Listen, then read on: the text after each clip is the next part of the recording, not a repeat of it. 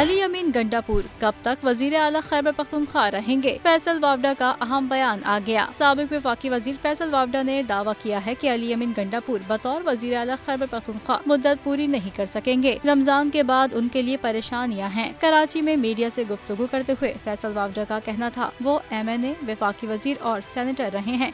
Senatorship के लिए कागजात जमा कराए हैं। हार जीत तो अल्लाह के हाथ में है। बानी PTI से मुतालिक सवाल पर फैसल वावडा का कहना था मौजूदा सूरत हाल में बानी PTI चांद पर हुकूमत बनाए तो बेहतर है। बानी PTI को उन्होंने समझाया लेकिन नहीं समझे। उन्हें अब भी समझ नहीं आ रहा। फैसल वावडा ने बानी PTI को मशवरा दिया कि मौला जट की सियासत छोड़ें और कोई जमहूरी रास्ता निकालें।